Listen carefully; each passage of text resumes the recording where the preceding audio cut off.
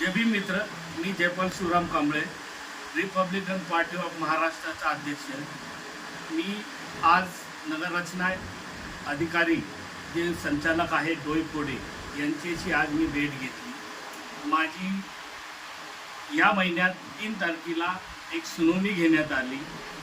त्या सुनावणीमध्ये नोटिसामध्ये असं स्पष्ट लिहिलं होतं की सामनेवाला या प्रतिस्पर्धी या सुनावणी तक्रारदार या दोघांपैकी कोणी हजर नसला तर आम्ही पुढील कारवाई करू असे त्या नोटिसामध्ये उल्लेख केलेला असतो.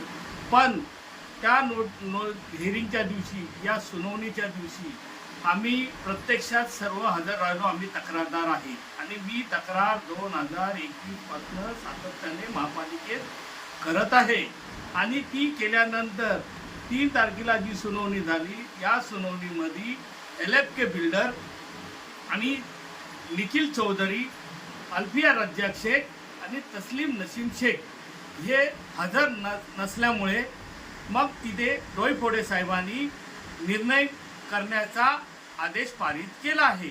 आणि तो आदेश पारित न आतापर्यंत झाल्यामुळे आज मी डोईफोडे साहेबांना प्रत्यक्षात भेट घेऊन विचारण्यात आलं की साहेब, त्यांनी 3 तारखेला हिअरिंग झाली, 3 तारखेला सुनावणी घेण्यात आली आणि त्यानंतर त्यांनी 9 तारखेला आपलं म्हणणं मांडलं महापालिकेत आणि त्या म्हणण्यामध्ये त्यांनी ज्या सुनावणीच्या आणि सुनावणी कशासाठी घेतली आहे, सुनावणीचा उद्देश कशासाठी आहे याचं लेखी उत्तर सामनेवाल्यांनी त्या पद्धतीने नाही दिल्यामुळे मी डोईफोडे साहेबांना विचारलं की साहेब, आपण त्याचे तो खोडसाळपणाचे जे उत्तर आहे याला आपण माझ्या बाजूने एकतर्फी ऑर्डर करण्यात यावी, का करत नाही आणि का विलंब लागत आहे याच्या संदर्भात मला स्पष्टीकरण देण्यात यावं.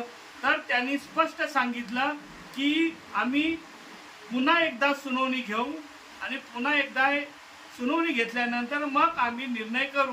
पण मी सांगितलं साहेब, त्यांनी जी विहीर आहे आणि ही विहीर पाणीस्रोत आहे पाण्याचं आणि पाण्याचा निसर्ग असलेली स्रोत ही बुजवता येत नाही आणि शासन मान्य आहे की विहीर बुजवता येत नाही आणि विहीर बुजवली असेल आणि त्या ठिकाणी इमारत उभी असेल तर त्यावर शासन कर्ते झाले पाहिजे.